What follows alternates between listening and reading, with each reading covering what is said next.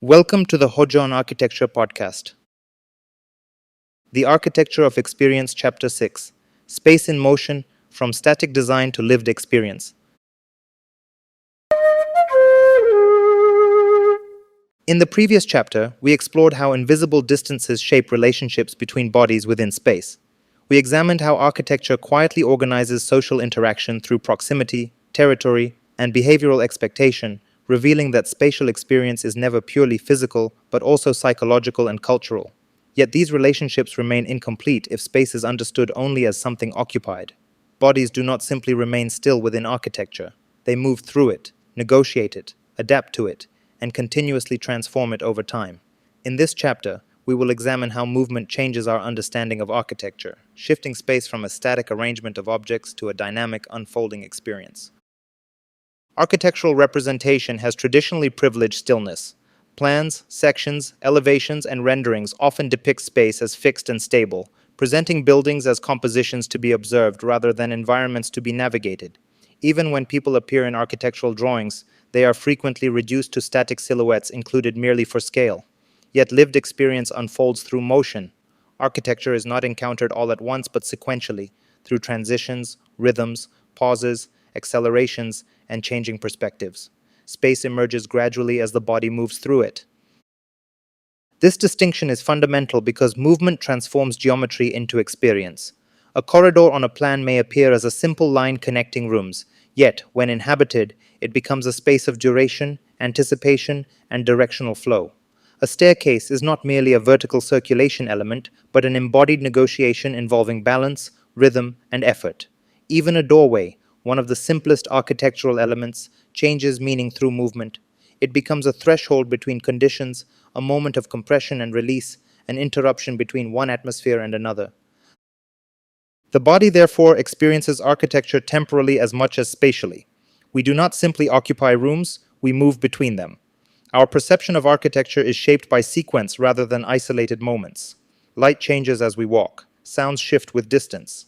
Visibility expands or contracts according to orientation and movement. What appears hidden from one position becomes revealed from another. In this sense, architecture behaves less like a static object and more like a continuously unfolding event. This temporal dimension has profound implications for design. A space may appear visually coherent when viewed as a composition, yet feel disorienting when navigated physically. Conversely, an environment that appears simple in plan may produce a rich experiential sequence through carefully orchestrated movement. This is why architecture cannot be understood solely through representation. Drawings freeze space into stable forms, whereas lived experience depends upon motion, transition, and bodily engagement over time. Movement also reveals the relationship between architecture and effort. Every spatial decision carries energetic consequences for the body. Distances require time and physical expenditure. Ramps alter pace differently from stairs. Narrow passages constrain motion, while open areas encourage acceleration and freedom of orientation. These conditions are often experienced subconsciously, yet they shape how comfortable, stressful, or intuitive environments feel. Architecture continuously directs bodily behavior through the management of movement. Importantly, movement is never entirely neutral. Bodies move differently depending on age, ability, culture, purpose, and emotional state. A child experiences scale differently from an adult. Someone carrying weight experiences circulation differently from someone moving freely. A crowded airport produces different bodily rhythms from a quiet library. Architecture, therefore, does not generate a single experience of movement, but multiple overlapping experiences conditioned by context. This complexity makes one of the most difficult aspects of architecture to predict fully. At the same time, architecture itself often attempts to guide movement intentionally. Museums carefully choreograph visitor circulation to control perception and narrative sequence. Commercial environments strategically direct bodies to maximize visibility and consumption. Urban infrastructure organizes flows of pedestrians, vehicles, and public interaction. Even domestic spaces subtly influence routines through the arrangement of entrances, furniture, and thresholds. In all these cases, architecture becomes a system that structures behavior through movement. However, movement also resists complete control. People take shortcuts, pause unexpectedly, avoid certain routes, and reinterpret circulation patterns according to personal habits. Desire paths that appear across grassy fields often reveal how lived movement differs from planned movement. Buildings may be designed with clear intentions, yet actual behavior frequently modifies those intentions over time. This tension between designed movement and lived movement reveals once again that architecture is never fully complete at the moment of construction. It continues to evolve through occupation. This relationship between movement and unpredictability becomes especially important when considering accessibility. Traditional architectural circulation often assumes a relatively narrow range of bodily abilities and speeds. Yet movement varies enormously depending on mobility, sensory conditions, fatigue, and environmental context. A route that appears efficient for one body may become exhausting or inaccessible for another.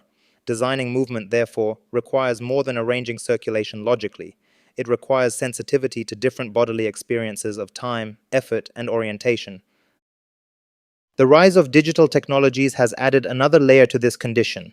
Contemporary movement is increasingly intertwined with screens, navigation systems, and mediated attention. People walk while reading messages, navigate cities with digital maps, and occupy public spaces with their minds elsewhere.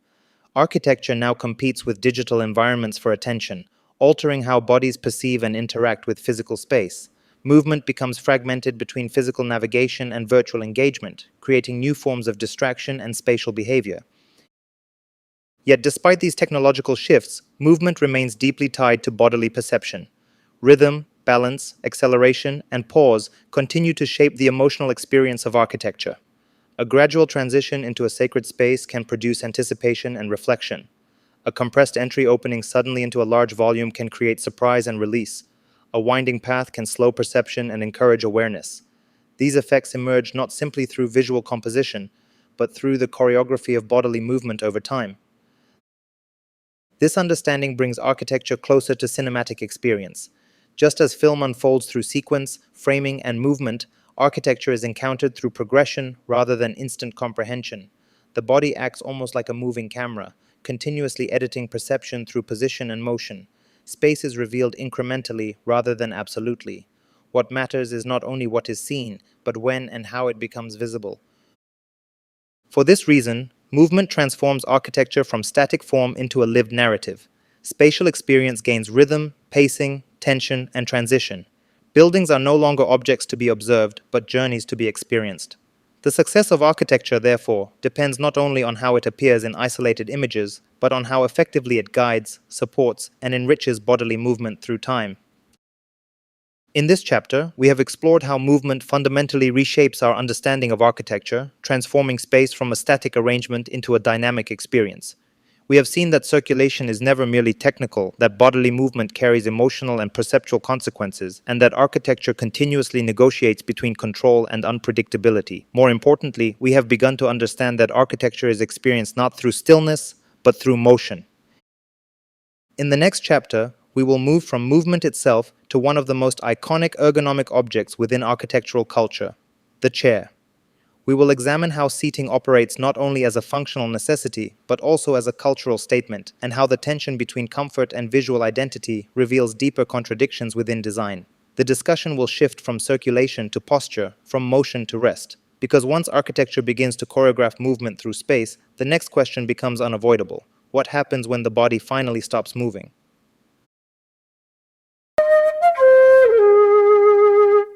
This concludes Chapter 5 of The Architecture of Experience.